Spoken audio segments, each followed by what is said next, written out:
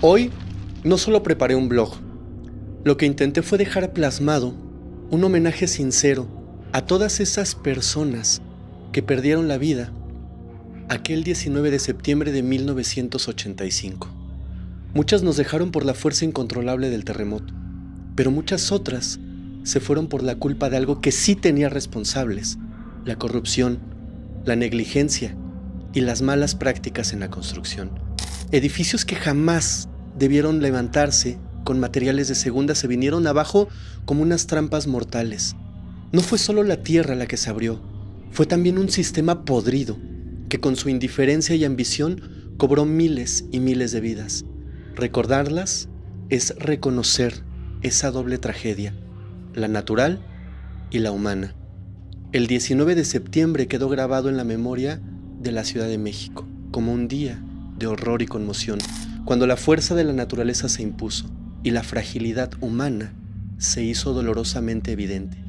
A las 7:19 de la mañana, un terremoto de magnitud 8.1 en la escala Richter sacudió la capital. Su epicentro se localizó en las costas de Michoacán, aproximadamente a 15 kilómetros de profundidad. La sacudida fue realmente devastadora, pero la tragedia no terminó ahí. Apenas un día después, la noche del 20 de septiembre, un segundo terremoto de 7.6 grados Richter volvió a estremecer a la ya herida y devastada ciudad, intensificando el miedo y la destrucción. La cercanía del epicentro, sumada a la geología particular de la Cuenca de México, provocó movimientos muy prolongados y violentos que dejaron sin aliento a millones y millones de habitantes y marcaron para siempre la historia de la capital, no solo de la capital, del país entero. Durante alrededor de 1 minuto y medio aproximadamente, edificios se tambalearon y las calles se agrietaban bajo la fuerza del temblor. La vida cotidiana se transformó de una manera inmediata. La gente corría sin rumbo buscando seguridad, los sonidos del concreto rompiéndose y los cristales estallando llenaban el aire, y un miedo profundo se instaló en cada hogar, cada oficina y en cada esquina de la ciudad. El sismo dejó un saldo humano devastador. Según el gobierno de la época, entre 3,000 y 10,000 fallecidos y afectados, como siempre, minimizando la realidad, porque según fuentes externas, entre desaparecidos, fallecidos y damnificados, sumaban más de 40,000 personas. Aunque estas cifras fueron cuestionadas y se cree que el número real de víctimas podría haber sido incluso mayor.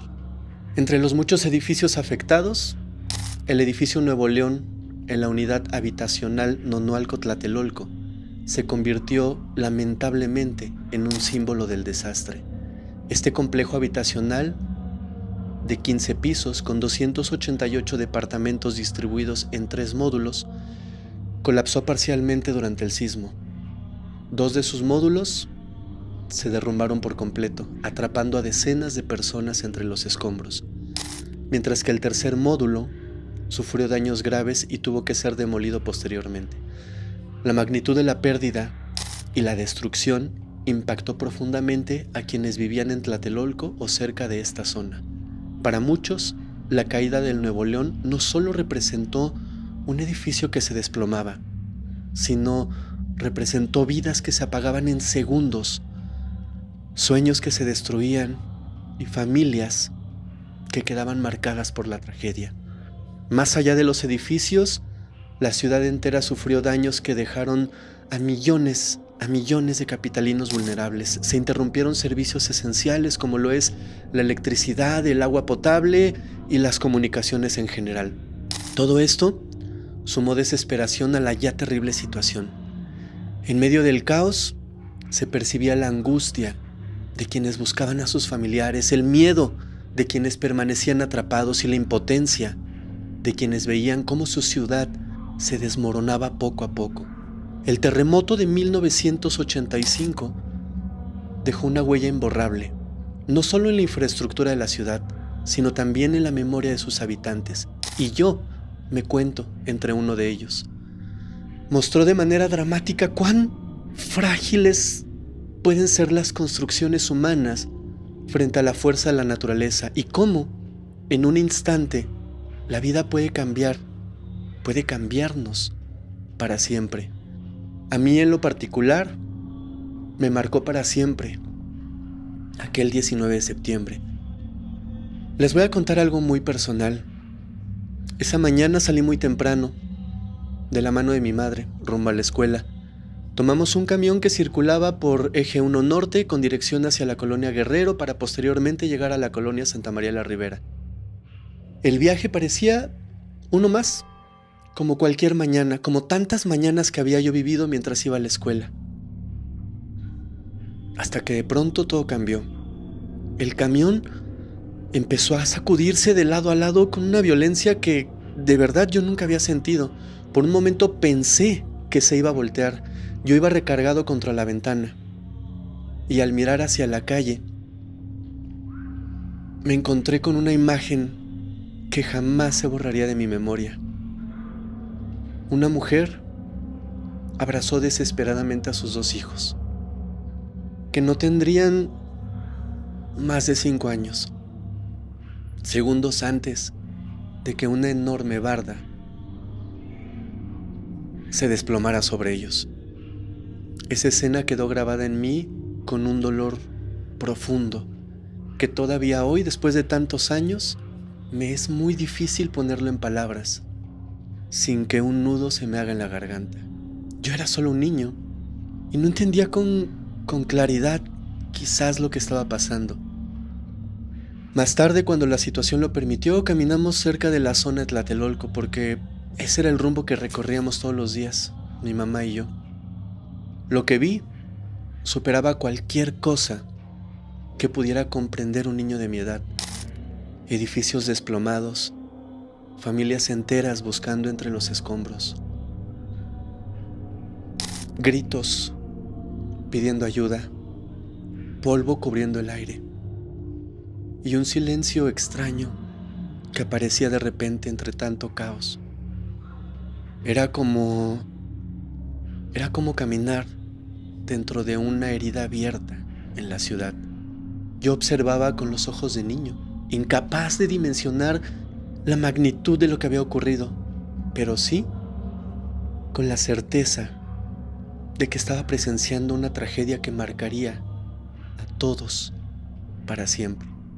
Ese día comprendí, sin poder explicarlo con palabras, pero sí con sentimientos, lo frágil que puede ser la vida. Fue una lección aprendida en carne propia, entre el miedo, la incertidumbre, la búsqueda de personas que yo amaba y que no sabía dónde estaban, y la tristeza de ver a tantas otras personas perderlo todo en cuestión de segundos.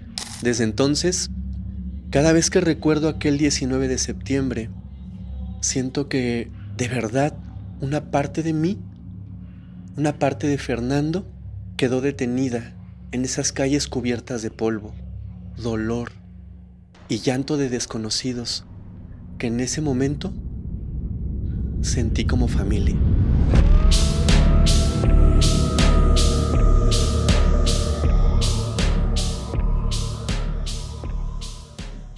Bienvenidos a un nuevo capítulo de Historial Criminal. En el año de 1985, la Ciudad de México ya era una de las urbes más grandes del mundo, con una población que rondaba entre los 10 y 15 millones de personas. Ese crecimiento explosivo no había sido planeado de una manera ordenada. La ciudad se extendía hacia todas direcciones, absorbiendo lo que estaba a su alrededor, pueblos, antiguos canales, y expandiéndose sobre terrenos que no siempre eran adecuados para soportar construcciones de gran tamaño. La necesidad de nuevas viviendas derivó en la construcción masiva de colonias, unidades habitacionales, edificios comerciales y una cantidad sin número de nuevas construcciones. Sin embargo, el ritmo acelerado con el que se levantaban muchas de estas obras abrió la puerta a un montón de irregularidades. Era común que desarrolladores y contratistas redujeran costos utilizando materiales de baja calidad o disminuyendo incluso las medidas de seguridad estructurales, sin imaginar que años después este delito, porque es un delito, cobraría miles de vidas. A esto se sumaba la corrupción de autoridades locales, que en lugar de supervisar, simplemente, como ha pasado, pasa y desafortunadamente pasará, cerraban los ojos frente a proyectos que no cumplían con los códigos de construcción, obvio, no sin antes, quizás, recibir su respectiva parte. Así se consolidó un modelo urbano frágil y altamente vulnerable. La desigualdad social agudizaba aún más los riesgos. Los sectores con mayores recursos económicos vivían en zonas relativamente seguras y con acceso a servicios, podríamos llamarles, más estables, mientras millones y millones de capitalinos habitábamos en viviendas precarias, levantadas sin estudios de suelo, sin condiciones adecuadas, sin los servicios básicos. En los cinturones de miseria, una simple lluvia podía ser un problema enorme. Un sismo de gran magnitud era directamente una amenaza de muerte. A esta vulnerabilidad estructural se sumaba la propia naturaleza del terreno. La capital estaba asentada, como ya vimos, sobre lo que en otros tiempos fue una gran cuenca lacustre. Los suelos blandos de origen volcánico y sedimentario actuaban como una caja de resonancia que multiplicaba los efectos de un temblor. Esto significaba que cualquier movimiento sísmico de importancia, incluso con epicentro a cientos de kilómetros de aquí, podía sentirse con violencia desproporcionada en la ciudad. Pero quizás el factor más determinante no estaba en los suelos ni en el concreto, sino en las instituciones. La confianza en las autoridades era mínima. La población ya había visto respuestas deficientes en emergencias anteriores y sabían que en caso de desastre, el gobierno difícilmente actuaría con rapidez y, por si fuera poco, con eficacia. La corrupción, la negligencia y la falta de preparación habían creado un ambiente en el que millones de personas vivían en un riesgo latente, y muchos de ellos no lo sabían. Cuando el sismo de 1985 sacudió la capital, toda esa combinación de factores quedó expuesta. No fue solamente la fuerza de la naturaleza, no. Digámoslo como se tiene que decir, fue el resultado de décadas de desorden urbano, desigualdad social y negligencia institucional. Y ese contexto determinaría no solo la magnitud de la tragedia, sino también quiénes sobrevivirían y quiénes quedarían atrapados bajo los escombros. Cuando el sismo golpeó la mañana del 19 de septiembre, la respuesta del gobierno fue lenta, desorganizada e insuficiente, como siempre. En las primeras horas críticas, cuando cientos de personas permanecían atrapadas bajo toneladas de concreto y acero, no hubo un plan de emergencia, no hubo protocolos de rescate efectivos, no hubo nada.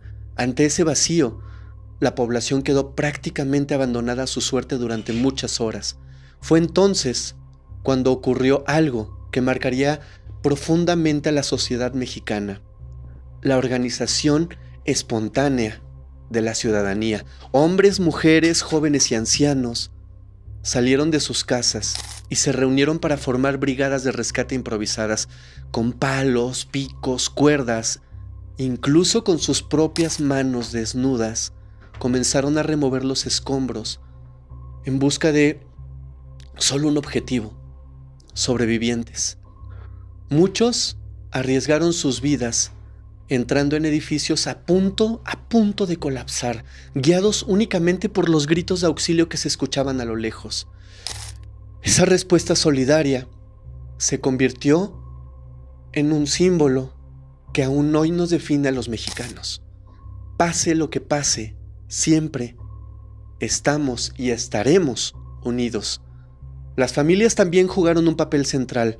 Unas preparaban comida, otras distribuían café, agua, todo lo necesario para los rescatistas. Otras improvisaban puestos de atención médica con botiquines caseros, mientras que los niños, los más pequeñitos y los jóvenes transportaban agua de un punto a otro, y las pocas medicinas que teníamos las llevaban a donde se necesitara: vendas, alcohol, lo que fuera, lo que tuviéramos a la mano. En medio del caos, la gente común asumió tareas que correspondían al Estado, demostrando una capacidad de organización que contrastaba brutalmente con la inacción institucional. El terremoto no solo exhibió la fragilidad de la infraestructura de la ciudad, sino también la falta de transparencia de las autoridades. Muy pronto comenzaron a surgir denuncias por el manejo de información oficial. Las cifras de víctimas publicadas por el gobierno diferían en mucho de lo que la gente veía en las calles. Mientras las autoridades hablaban de 6,000 personas fallecidas, 5,000, etc. Organizaciones internacionales y expertos en desastres estimaban que el número real, así en cifras previas, superaba los 30,000. ¿Se dan cuenta de la diferencia tan enorme?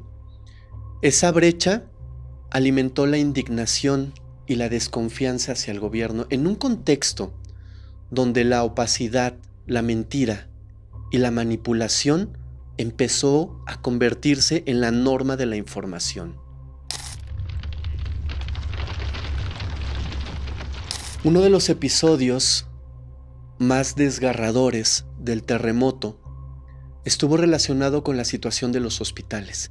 Edificios como el Hospital Infantil y el Hospital General colapsaron o quedaron severamente dañados, exponiendo a los pacientes, muchos de ellos niños, bebés, a un riesgo extremo. Durante el derrumbe y la evacuación de emergencia, decenas de menores desaparecieron. Algunos fueron atrapados entre los escombros, otros quedaron bajo estructuras inestables y muchos, desgraciadamente, jamás fueron localizados. Familias completas denunciaron la falta de información, la confusión en los registros médicos y la ausencia de respuestas claras por parte de las autoridades. Para muchos padres, la incertidumbre sobre el paradero de sus hijos se convirtió en una herida que nunca sanó.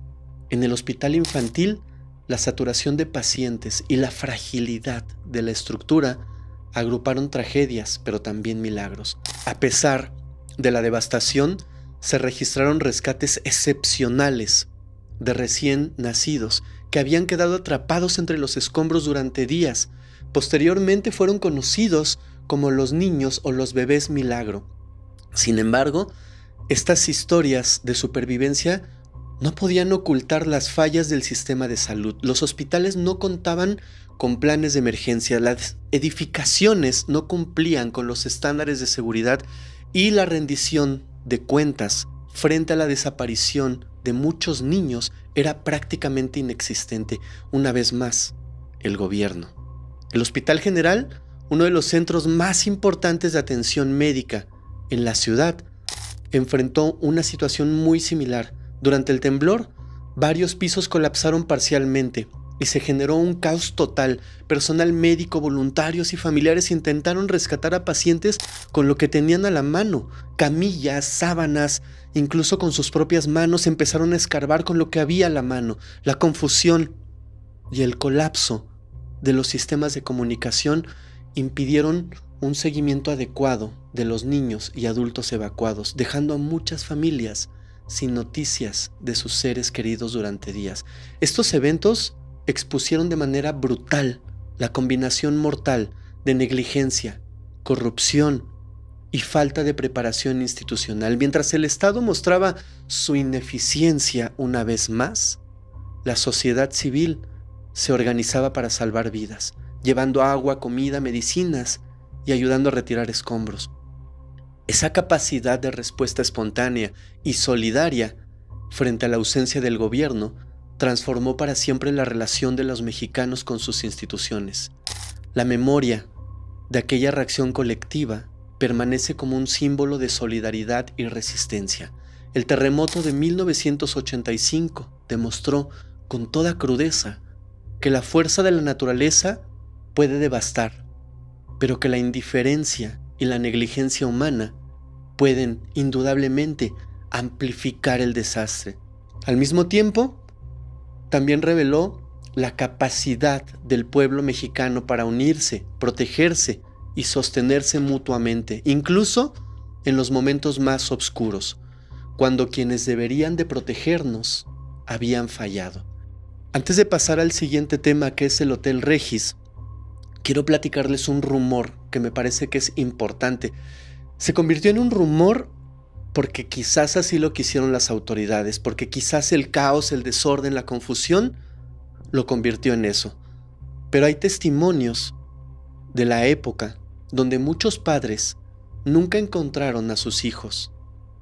Generalmente estamos hablando de niños recién nacidos, pero no los encontraron entre la lista de los niños fallecidos en el temblor, no los encontraron en las listas de los niños rescatados en los hospitales, no los encontraron en ninguna lista.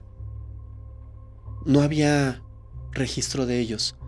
Y el rumor que se empezó a correr es que ciertas personas obscuras, de malas intenciones, aprovecharon el momento, aprovecharon el caos, tomaron a los niños, a los que pudieron, no para rescatarlos, no para entregarlos a sus padres, no para entregarlos a un hospital o a las autoridades. Los tomaron con toda la intención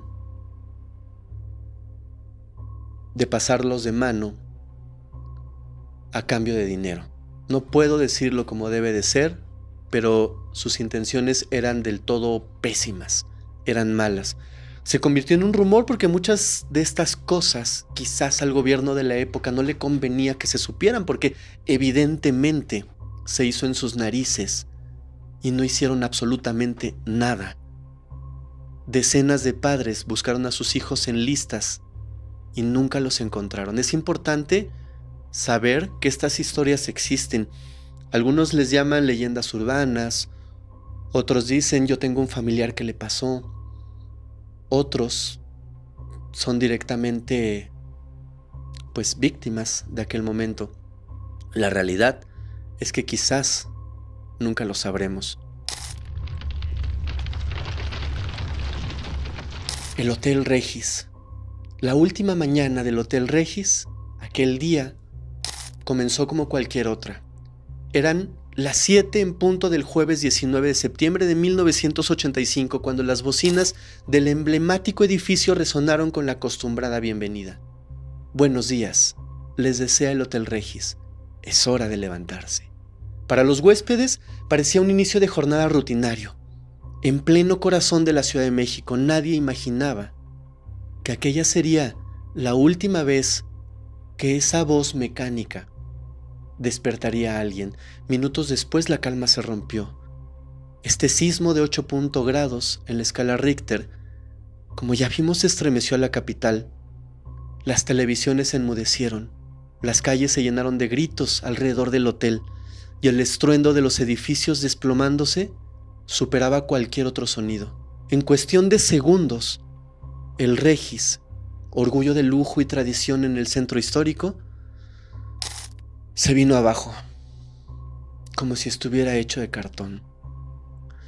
Entre los escombros se desató un incendio, por si esto fuera poco, que terminó de consumir lo poquito que había quedado en pie.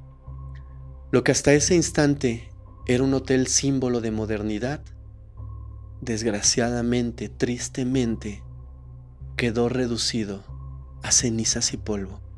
La tragedia del Regis fue doble, por la pérdida humana y por lo que una vez más reveló sobre la ciudad. Se estima que más de 200 personas perdieron la vida dentro del inmueble, dentro del hotel, atrapadas sin la mínima posibilidad de poder escapar. Los peritajes posteriores fueron contundentes.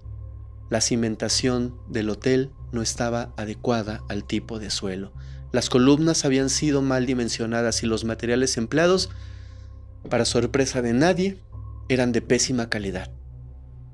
Ingenieros que revisaron los restos concluyeron que incluso un sismo de menor magnitud habría puesto en riesgo la estructura. El hotel, pese a su fama, había sido una bomba de tiempo disfrazada de grandeza. El caso del Regis no fue aislado. A lo largo de colonias como Roma, Condesa, Doctores y el mismo centro histórico se repitió la misma historia. Y no debemos olvidarlos porque edificios relativamente recientes que deberían haber resistido se desplomaron con facilidad alarmante. Las investigaciones revelaron un patrón que, como ya vimos, es dolorosamente claro.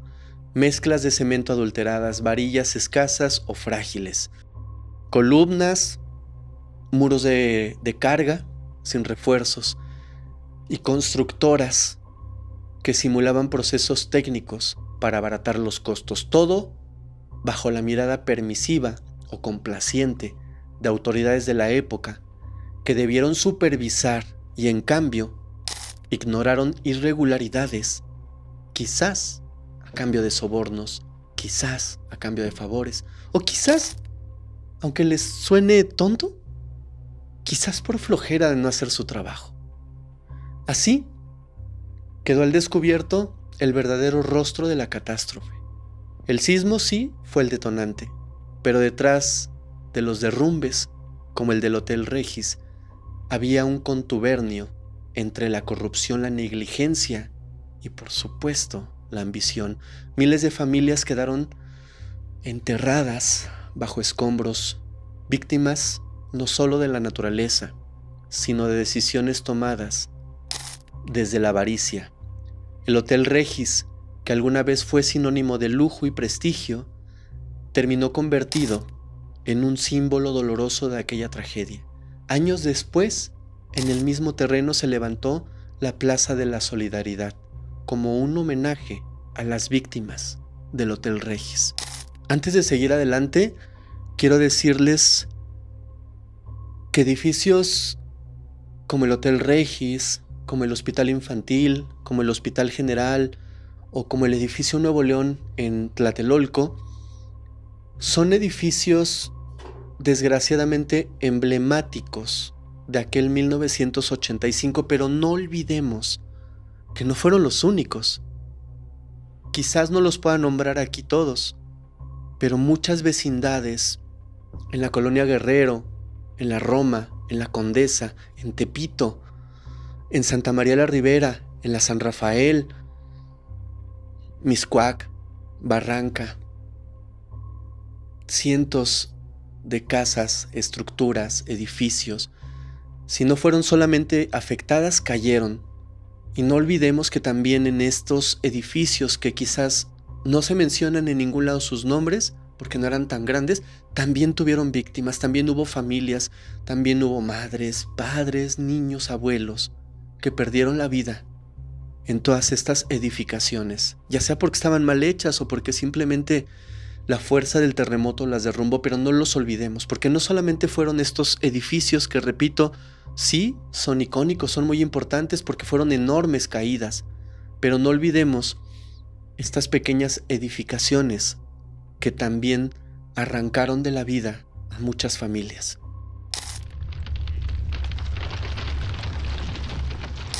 En la zona de San Antonio Abad, este temblor no solo derrumbó edificios, viviendas, también arrancó de golpe el velo que cubría una de las realidades más crudas de la Ciudad de México. Sí, la explotación de personas, la explotación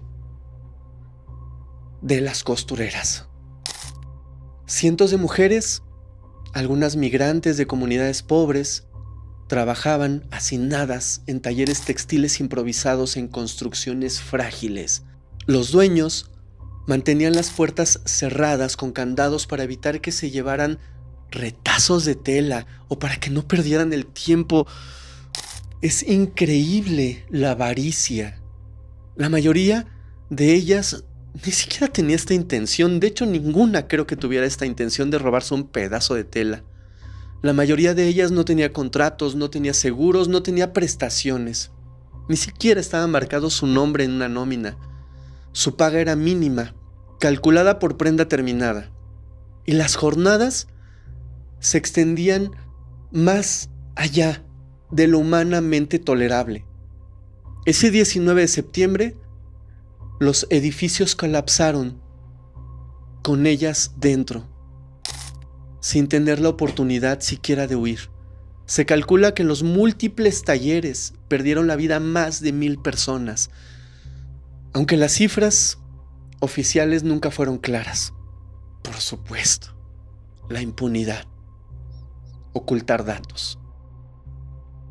Lo que sí quedó marcado fue el silencio. Cuerpos atrapados entre máquinas de coser, hilos quemados en los escombros y la sensación de que todo fue consecuencia directa de la negligencia. Pero más allá de la negligencia, de la avaricia de estas personas dueñas de estos talleres que, repito, las tenían incluso bajo candado para que no se salieran. Perdón si hago algunas pausas, pero hay partes que sí me pegan muchísimo y sí las siento de verdad. La catástrofe no terminó con los rescates. Lo que vino después fue una chispa de organización inédita.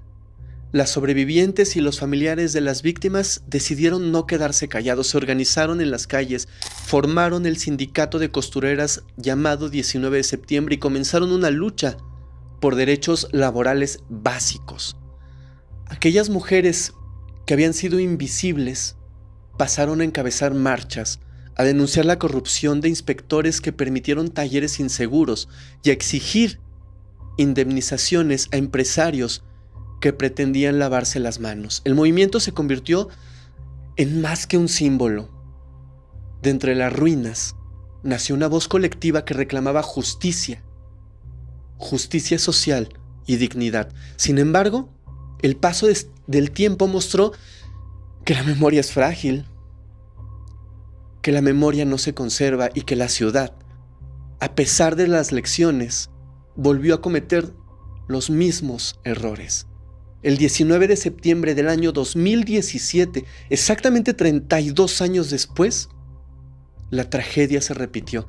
En la esquina de Bolívar y Chimalpopoca, un edificio textil en la zona del centro de 5 pisos se desplomó tras el sismo de 7.1 grados. Ahí, una vez más, laboraban costureras mexicanas, pero también trabajadoras extranjeras, muchas de ellas sin papeles, invisibilizadas por un sistema que las explotaba en condiciones precarias, igual que en 1985. En ese derrumbe perdieron la vida 21 personas. Las investigaciones posteriores revelaron de nuevo lo mismo: irregularidades en la construcción, falta de protocolos de seguridad, puertas bloqueadas y una cadena de negligencias que se había mantenido intacta durante 3 décadas. La historia se repitió como una herida abierta, recordándole a la ciudad que nunca se corrigieron las fallas de origen. El hilo que une 1985 con 2017 es brutalmente claro. Las víctimas siempre fueron las mismas. Los sectores más vulnerables, quienes cargan sobre sus espaldas los costos de la corrupción.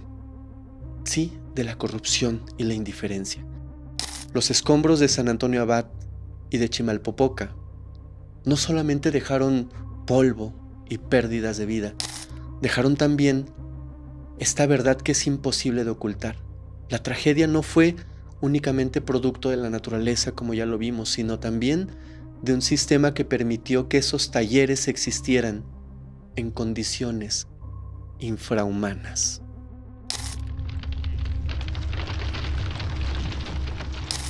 Esa misma mañana del 19 de septiembre del 85, a algunos kilómetros de la zona centro, se ubicaba el conjunto urbano Nonualco-Tlatelolco. Miles de familias iniciaban su rutina. Los niños se preparaban para ir a la escuela, los adultos corrían hacia el trabajo y los más adultos permanecían en casa disfrutando de un café, viendo la televisión o simplemente barriendo su pasillo.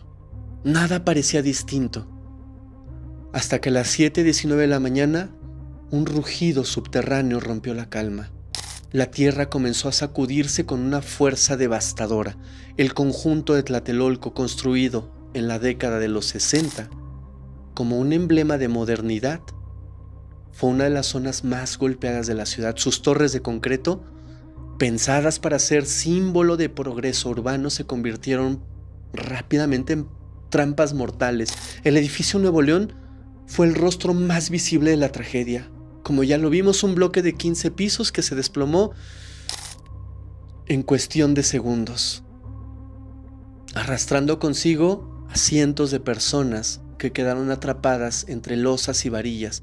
En su interior había familias enteras, estudiantes, trabajadores y vecinos que jamás tuvieron la oportunidad de escapar. El derrumbe no fue un accidente inevitable.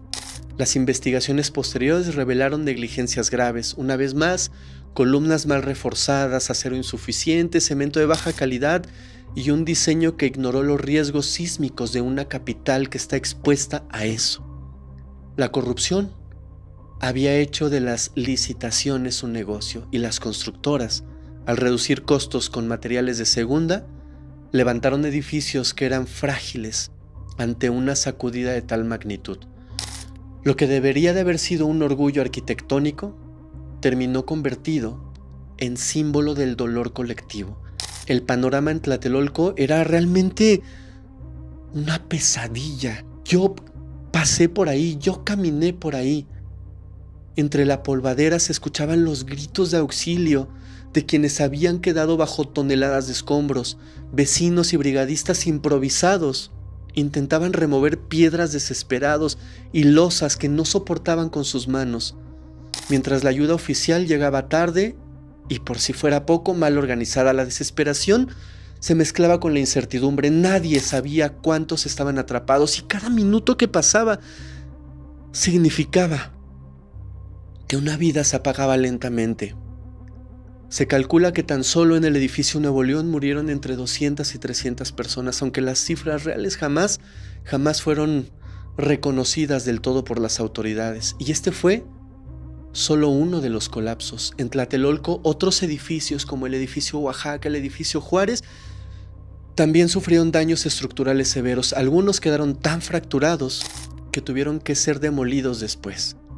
El panorama era desolador.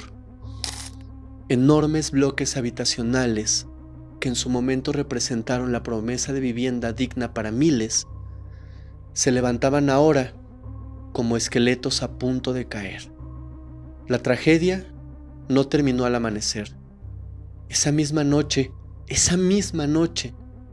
cuando apenas trataban de procesar el horror, una réplica sacudió la capital.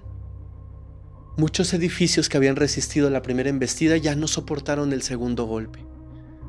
En Tlatelolco, los vecinos que habían quedado en la intemperie huyeron despavoridos, temiendo que los restos del Nuevo León o del Juárez terminaran por desplomarse aún más. La réplica revivó el miedo, derrumbó más estructuras dañadas y sepultó cualquier esperanza de que aquello hubiera sido solamente un mal sueño. La magnitud del desastre dejó una cicatriz imborrable. Se estima que en toda la ciudad hubo más de 30,000 personas que perdieron la vida, aunque como ya vimos, las cifras oficiales hablaron de menos de 4,000, en un intento por reducir el impacto político. En Tlatelolco, la cifra realmente nunca fue clara. El hermetismo del gobierno de Miguel de la Madrid y el control férreo de la información hicieron imposible conocer la verdad. Lo cierto es que entre los escombros se encontraban los cuerpos de miles de inocentes que jamás debieron perder la vida de esa manera. Las negligencias quedaron expuestas. Muchos de los edificios de Tlatelolco habían sido construidos con prisa y sin cumplir normas elementales de seguridad. El dolor, sin embargo, dio paso a la solidaridad. En Tlatelolco, como en muchas zonas de la ciudad, una vez más surgieron brigadas ciudadanas que, sin esperar órdenes, comenzaron a rescatar sobrevivientes. Hombres, mujeres y jóvenes removieron escombros durante horas interminables, horas que parecían una pesadilla. Pero afortunadamente, lograron sacar con vida a personas que ya se daban por perdidas. La Plaza de las Tres Culturas, testigo de la tragedia estudiantil de 1968, se convirtió en un improvisado centro de ayuda y acopio, el mismo lugar que años atrás había visto represión y muerte, volvió a ser escenario de dolor, pero también fue testigo de la unión ciudadana. Como ya lo vimos, decenas de historias se tejieron aquel 19 de septiembre de 1985, y una de ellas que no puedo dejar pasar, que no quiero dejar pasar, es la de los topos. En medio del polvo, el concreto quebrado y los gritos desesperados, surgieron hombres y mujeres que, sin dudarlo, se internaron en la oscuridad para rescatar personas, para salvar vidas. Los bautizaron como los topos, porque se adentraban entre los escombros buscando a quienes aún podían ser salvados. No tenían en ese momento más que su coraje, picos, cuerdas y martillos, pero eso sí, una determinación que desafiaba el miedo. Entraban en edificios a punto de colapsar, sorteando vigas dobladas, paredes inestables y polvo que cegaba los ojos y llenaba los pulmones. Cada movimiento era un equilibrio entre el terror y la esperanza, cada rescate un milagro arrancado del peso de toneladas de concreto.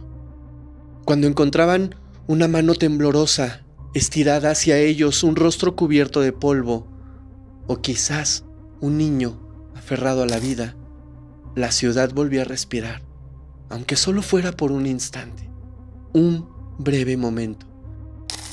En los primeros días, no había coordinación oficial. La policía, la protección civil y los cuerpos de emergencia estaban abrumados, las calles desiertas y además peligrosas. Los topos entonces improvisaron una ruta de acceso, sistemas de comunicación y estrategias de rescate. Nadie les daba órdenes, nadie les decía qué hacer, solo tenían un objetivo: salvar vidas a cualquier costo, incluso al costo de sus propias vidas. Cada minuto contaba, cada segundo podía ser la diferencia entre la vida y la muerte. Meses después, esta valentía se formalizó en la Brigada de Rescate Topos AC, y con el tiempo surgieron otras brigadas como los Topos Tlatelolco, identificables por sus trajes rojos. Cada grupo mantuvo la independencia de instituciones gubernamentales, qué bueno que lo hicieron, operando únicamente con donaciones y la fuerza de su compromiso, de su valentía. Su experiencia los llevó a responder a desastres internacionales. Estuvieron presentes en el terremoto de Haití, en el tsunami de Indonesia y en temblores en Taiwán, pero siempre el corazón de su historia estaba en aquel 19 de septiembre. Cada rescate era una lucha contra el tiempo. Historias de topos que se internaban en sótanos colapsados durante horas, encontrando a familias atrapadas, a veces separadas simplemente por un muro caído, otras tomadas por la desesperación, llorando, gritando. Algunos topos recordaron haber sostenido a un niño en brazos durante horas, mientras los demás levantaban escombros para que pudieran salir, escuchando el llanto de una madre que estaba tan solo a 2 o 3 metros de distancia de su hijo, incapaz de acercarse. Otros de ellos hablaron del polvo que se incrustaba en su garganta y de esa sensación de que el concreto podría ceder en cualquier momento, llevándose consigo toda esperanza. El heroísmo de los topos no se limitó a la fuerza física, fue también un acto de resistencia emocional.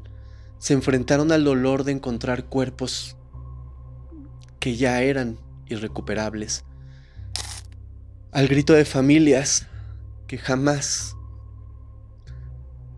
volverían a abrazar a sus seres queridos, y a la devastación de una ciudad que lloraba colectivamente. Sin embargo, cada vida salvada, cada abrazo rescatado del polvo, cada grito transformado en alivio, convirtió a estos hombres y mujeres en leyendas vivientes. Una década después, sus nombres, rostros y valentía siguen siendo ejemplo de lo que significa responder ante la tragedia sin esperar el mínimo reconocimiento. Cada vez que un sismo sacude la ciudad, la memoria de aquellos que se internaron entre escombros con la única guía del corazón inspira a nuevos voluntarios y recuerda a todos que incluso en los momentos más oscuros, la solidaridad puede abrirse paso entre el miedo, el dolor y la destrucción. Los topos de 1985 no solamente salvaron vidas, enseñaron a México que la esperanza puede existir incluso bajo toneladas de concreto, que la valentía se mide en la acción y que frente a la tragedia, la humanidad puede brillar más que cualquier desastre. Son héroes que no debemos, que no podemos olvidar, porque no tienen una capa, porque no tienen una máscara, pero tienen algo más grande, un corazón enorme y una valentía que no se compara con nada. Después del terremoto, la policía y los cuerpos de emergencia estaban saturados, enfocados en salvar vidas y contener el derrumbe de la ciudad. Esta ausencia de control convirtió barrios enteros en zonas vulnerables, donde la ley quedó suspendida y el oportunismo encontró espacio para crecer. En medio del desconcierto, bandas de la delincuencia aprovecharon la oscuridad y el abandono, primero para apoderarse de bienes de valor en edificios de departamentos colapsados y después para cometer actos mucho peores. La vulnerabilidad era tan grande que delitos como robo de propiedades, fraude o incluso la apropiación de viviendas dañadas podía pasar inadvertido. En colonias como Roma y Condesa se reportaron saqueos a tiendas de abarrotes, farmacias y pequeños comercios. Algunos actos no justificados, pero aún así respondían a la necesidad desesperada de alimentos o de medicinas, pero muchos otros fueron claramente motivados por el interés de obtener dinero y objetos valiosos. Hubo casos en que delincuentes usaron los escombros incluso como escondite para huir tras robar o saquear viviendas, y vecinos tuvieron que organizar brigadas para vigilar lo poco que les quedaba en pie. La violencia social no se limitó a robos de negocios, también se dieron asaltos a transeúntes, conflictos por espacios en refugios improvisados y enfrentamientos entre vecinos y saqueadores, como si la tragedia por sí sola ya fuera poco. Ahora esto. Más allá de la rapiña abierta, el terremoto dejó espacios para hechos aún más oscuros. Entre los escombros, dicen algunos reporteros de la época, aparecieron cuerpos que no correspondían con las listas de vecinos o de trabajadores atrapados. Algunas investigaciones señalaron que ciertos restos habían sido depositados intencionalmente para simular víctimas del sismo, encubriendo crímenes cometidos antes de la catástrofe. En particular, se mencionó el hallazgo de restos en edificios colapsados que nunca coincidieron con los registros oficiales, con las listas. Este fenómeno nunca fue plenamente investigado. Para el gobierno quedó relegado a rumores que no merecían atención en medio de la emergencia. Sin embargo, para los habitantes de las colonias afectadas, la sospecha de que algunos criminales aprovecharon la devastación para ocultar actos de esta naturaleza se convirtió en una herida que nunca terminó de cerrar, porque todo esto causó más confusión de la que ya había.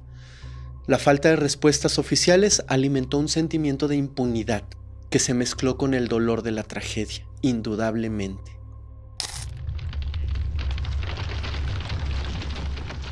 El terremoto de 1985, como ya lo vimos, no solamente devastó físicamente a la Ciudad de México, sino que también reveló un profundo desfase entre la realidad y las cifras oficiales. Mientras la población, los rescatistas y vecinos organizados hablaban de miles y miles de personas atrapadas entre los escombros y además desaparecidas, los datos difundidos por el gobierno eran mucho más moderados, generando incredulidad, sospecha y una desconfianza, como ya vimos, totalmente generalizada. Los números oficiales de ahí de la época Decían y hablaban de reportes específicos de 3.192 y 7.000 fallecidos, pero investigaciones independientes, testimonios de brigadistas y reportes de damnificados estimaron que la cifra real pudo superar entre 30 y 40.000 personas afectadas. Este desfase no se debió únicamente a la dificultad de contabilizar víctimas en medio del caos. También hubo decisiones deliberadas de minimizar el impacto, probablemente para proteger la imagen del gobierno ante la opinión pública nacional e internacional y evitar con esto cuestionamientos sobre la negligencia y el manejo del gobierno sobre la catástrofe. La manipulación se extendió a heridos y desaparecidos. Pero es que ¿cómo afecta todo esto? ¿Por qué lo repito? ¿Por qué les doy nuevamente estas cifras? Porque personas rescatadas tardíamente o identificadas tardíamente en hospitales no aparecían en los registros oficiales. Esto obviamente generaba frustración y angustia entre las familias que buscaban desesperadamente a sus seres queridos. La discrepancia entre los datos oficiales y la realidad dificultó la coordinación de ayuda y la planificación de la reconstrucción, ya que los recursos se asignaban según, obviamente, las cifras que el gobierno daba, no así las cifras reales. ¿Esto qué quiere decir? Que en lugar de mandar ayuda para 30.000 personas, evidentemente el gobierno mandaba ayuda para 7.000. ¿Se dan cuenta lo grave que fue en ese momento manipular las cifras? No solamente era un encubrimiento por parte del gobierno para quedar bien a nivel nacional e internacional. Esta minimización tuvo unas consecuencias directas. Edificios que requerían intervención inmediata fueron ignorados o quizás postergados, prolongando el tiempo de exposición de personas atrapadas y aumentando el sufrimiento de quienes sobrevivieron, pero quedaron damnificados y sin apoyo. ¿Por qué? Porque las cifras eran menores y no hacía falta destinar tantísimo dinero. ¿Ven lo importante de esta diferencia de cifras entre lo real y lo que el gobierno dio a conocer en aquel momento? El ocultamiento de información no era casualidad.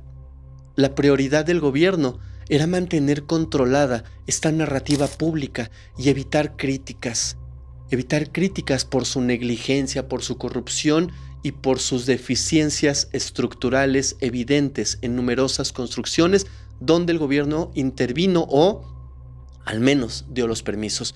Minimizar el número de víctimas, ocultar derrumbes y no registrar desapariciones de miles de personas fueron medidas deliberadas para sostener una imagen de autoridad y seguridad frente a la opinión pública nacional e internacional. Además, la ocultación de datos impidió evaluar correctamente los daños estructurales, retrasando reconstrucciones y aumentando la exposición a riesgos ante réplicas o futuros desastres, aunque no lo crean, de verdad, aunque no lo crean. Y se los digo porque lo he visto, porque he estado ahí. Al día de hoy, 40 años después, barrios como Tepito, por ejemplo, aún tienen vecindades afectadas por aquel temblor 40 años después, que jamás se atendieron. Es increíble cómo puede estar sucediendo esto tantos años después, pero desafortunadamente es una realidad.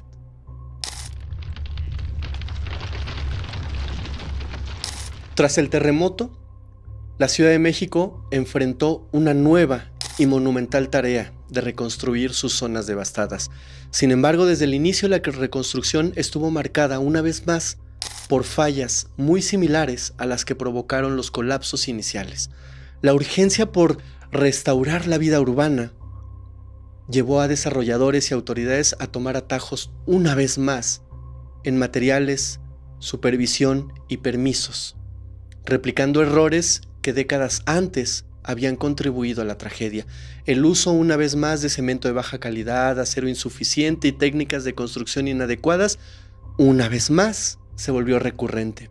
Aunque existían normativas mejoradas tras el sismo, el poco control en su implementación, en su aplicación, permitió que algunas edificaciones oficialmente aprobadas no cumplieran con los estándares de seguridad.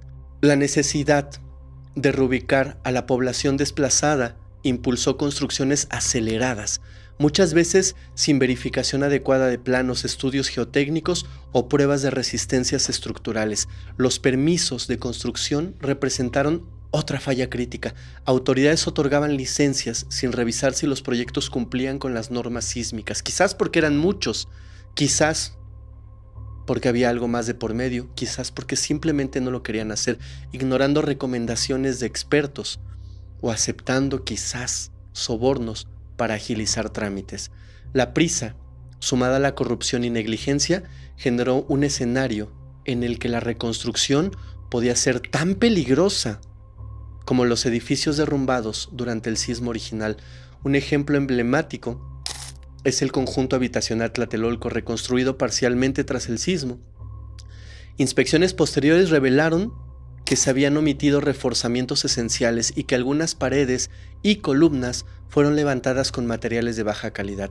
La negligencia se hizo evidente cuando sismos menores provocaron daños estructurales que podrían haberse evitado con supervisiones mucho más rigurosas. Esto es la importancia de que la reconstrucción tuvo que haber sido supervisada con lupa.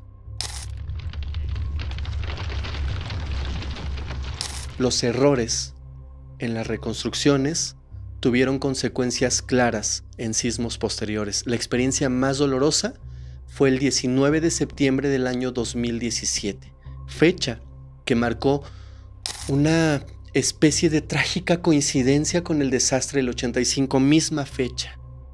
Fue algo extraño y todos en México nos preguntamos por qué.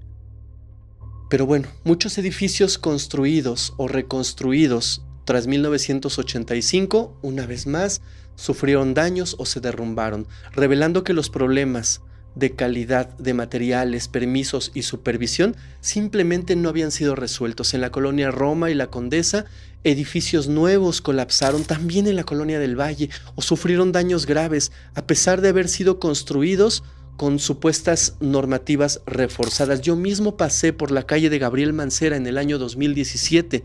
Había un edificio colapsado. Fue horrible. Volver a vivir lo que ya habíamos vivido en el 85 y no haber aprendido absolutamente nada de aquel momento fue más que triste. Da coraje. La población entonces comenzó a cuestionar la eficacia de las reformas estructurales y la supervisión gubernamental, comprendiendo que los errores del pasado habían sido repetidos y que la tragedia podía volver a ocurrir. Estos patrones mostraron que la corrupción y la negligencia no son fenómenos aislados, sino es un problema que trasciende décadas enteras. La historia se repite cuando las lecciones no se aprenden y los incentivos continúan favoreciendo el ahorro a costa de la vida y de la seguridad de las personas. El riesgo continuo se manifiesta en la vulnerabilidad urbana ante futuros sismos, especialmente en zonas de suelo blando, como lo es la delegación Cuauhtémoc y parte de Benito Juárez. La experiencia de 1985 y la reconstrucción posterior no fueron suficientes para establecer un modelo de prevención confiable. La impunidad y la corrupción siguen y desafortunadamente quizás, y ojalá no, pero es lo más seguro, seguirán siendo los principales obstáculos para garantizar edificaciones seguras y para evitar que la historia se repita. Decenas y decenas de lecciones, como ya vimos a lo largo de este blog, quedaron grabadas en la memoria de la ciudad tras el terremoto del 85. Una de las más importantes fue la necesidad de estar preparados, no solo con brigadas solidarias, sino con protocolos que pudieran salvar vidas en los primeros segundos de un desastre. Fue así como con el paso de los años surgieron los simulacros masivos y surgió algo muy importante para nosotros, la alerta sísmica.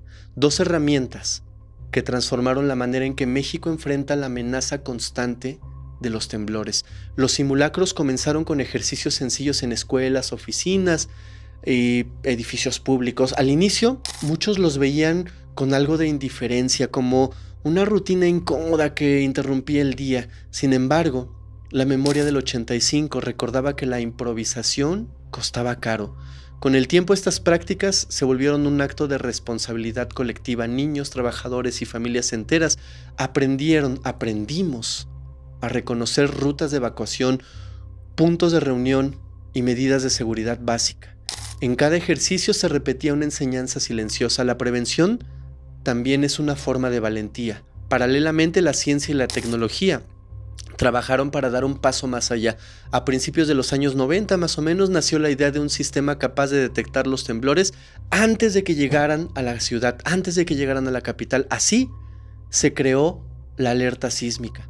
Quizás en ese momento única en el mundo, en ese modelo, que aprovechaba la distancia entre las costas del Pacífico y el Valle de México para emitir un aviso con segundos de anticipación, pero eso nos permitía, nos daba un respiro, nos daba una oportunidad de vivir. Esos breves instantes podían significar la diferencia entre la vida y la tragedia. Apagar una estufa, detener el tránsito o evacuar un aula.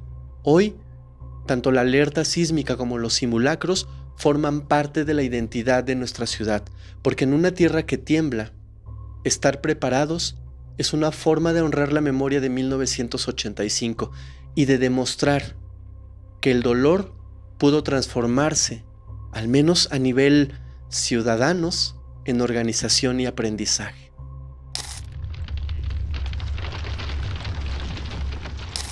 El terremoto de 1985 dejó cicatrices que trascendieron lo físico. La Ciudad de México y sus habitantes vivieron un trauma colectivo, cuya huella perdura hasta el día de hoy. La magnitud del desastre, la pérdida masiva de vidas y el colapso de decenas de edificios generaron un shock social profundo, donde la sensación de vulnerabilidad se convirtió en un elemento central de la memoria colectiva. Las imágenes de derrumbes, cuerpos atrapados entre escombros y familias buscando desesperadamente a sus seres queridos se grabaron en la mente de millones de capitalinos. La confusión, la falta de información confiable y la desorganización de los servicios de emergencia amplificaron el impacto psicológico, generando miedo, ansiedad y desconfianza generalizada. Este trauma afectó no solo a quienes sobrevivimos directamente a estos sismos, sino también a generaciones posteriores que crecieron escuchando relatos de horror, abandono institucional y pérdidas irreparables. Estudios realizados por universidades y organizaciones civiles tras el sismo indicaron que un alto porcentaje de sobrevivientes presentó síntomas de estrés postraumático, ansiedad y en muchos casos depresión, afectando su capacidad para retomar la vida cotidiana durante años. La sensación de peligro latente y la desprotección ante futuras réplicas contribuyeron a un estado constante de alerta y a una desconfianza hacia las autoridades, consolidando una percepción colectiva de que estábamos o estamos en un estado de vulnerabilidad. El sismo de 1985 dejó también una profunda huella en la cultura y en el arte. Literatura, cine y música retrataron el caos, la pérdida y la respuesta humana frente a la tragedia, convirtiendo el 19 de septiembre en un símbolo de vulnerabilidad, pero también de resiliencia y solidaridad. La memoria del desastre se preserva en relatos orales, fotografías, documentales y obras artísticas que reconstruyen tanto el dolor como la capacidad de resistencia del mexicano. Asimismo, el terremoto impulsó la creación de organizaciones civiles y ONGs dedicadas a la ayuda humanitaria y la prevención de riesgos. Muchas de estas agrupaciones surgieron directamente de la autoorganización vecinal durante las labores de rescate, recolecta de víveres y apoyos a damnificados, sentando las bases, entonces, de una cultura de solidaridad estructurada que sigue vigente en la ciudad. El 19 de septiembre de 1985, la tierra de la Ciudad de México se rompió bajo los pies de millones de habitantes. No fue solo un temblor, fue un rugido sordo y devastador que arrasó calles, plazas y hogares. En segundos, edificios que antes parecían inquebrantables se derrumbaron, aplastando vidas, sueños y esperanzas. La magnitud del desastre no se midió solo en toneladas de concreto caído, sino en la angustia infinita de quienes perdieron a familiares y vecinos en un instante. En medio del polvo y los escombros, surgieron escenas que nadie podría olvidar. Padres buscando hijos, hijos llamando a sus padres, vecinos cavando con sus propias manos para rescatar a los atrapados. Gritos que se mezclaban con el crujir de las vigas y paredes derrumbándose. Y en esa oscuridad, la ciudad descubrió otra tragedia, la negligencia humana. Miles de historias quedaron suspendidas entre los escombros, personas atrapadas que nunca fueron rescatadas, vidas que se extinguieron mientras las autoridades luchaban por controlar el caos, incapaces de llegar a todos los rincones de la ciudad. La desesperación se convirtió en una sombra que cubría cada calle, cada callejón, cada hogar. Los vecinos improvisaron brigadas de rescate, cargando a la espalda desconocidos, compartiendo agua, alimentos, pero lo más importante, compartiendo consuelo, amor, ayuda, mientras la ciudad lloraba en silencio por quienes no volverían jamás. Y después del sismo, la ciudad despertó a una nueva realidad. La fragilidad no estaba solo en los edificios, ya lo vimos, sino en la desconfianza hacia quienes deberían de protegernos. La reconstrucción comenzó entre prisas, corrupción y atajos que repetían los errores del pasado. Torres reconstruidas con materiales deficientes, supervisión ineficiente y promesas incumplidas de seguridad. Cada sismo menor que siguió hizo recordar que la amenaza nunca desaparece. La memoria de aquel día sigue viva en cada grieta, en cada corazón que aún tiembla de miedo. Hoy, cada habitante que camina por las calles del centro histórico y las colonias más afectadas lleva consigo un fragmento de ese dolor, una memoria que duele, que estremece y que nunca permitirá olvidar que detrás de cada cifra hubo personas reales, familias destrozadas, amores que jamás pudieron florecer, hijos que nunca crecieron, abuelos que no volvieron a dar un abrazo, madres que jamás pudieron dar un último beso, padres que dejaron callado un consejo y una ciudad que aprendió a llorar colectivamente, pero también a resistir, porque no olvidemos que somos mexicanos y juntos somos invencibles. Amigos, hasta aquí el blog del día de hoy. Yo soy su amigo Fermex y los espero la próxima semana en un nuevo episodio de Historial Criminal, donde juntos exploraremos las historias que merecen ser contadas. Muchas gracias. Hola comunidad, ¿cómo están? Oigan, últimamente hemos recibido cada vez más mensajes de ustedes diciéndonos que no se enteran de nuestros estrenos y actualizaciones a pesar de ser suscriptores en YouTube de nuestro canal Criminalmente. Hoy les traigo un pequeño tutorial súper rápido además para resolver este problema y muy sencillo. Hay que activar todas las notificaciones de nuestro canal porque a veces YouTube no les avisa de nuestros nuevos episodios por una cuestión meramente de configuración, pero con estos sencillos pasos estarán siempre en primera fila para cada estreno. Número 1. Nos vamos al canal de Criminalmente. Número 2. Encontraremos la campanita que está muy cerca del logo de Criminalmente o debajo de cada video. Número 3. Le vamos a dar clic en la campanita y en el menú que se despliega vamos a seleccionar la opción o palabra que dice todas. Listo. A partir de ahora te deben de llegar todas las notificaciones.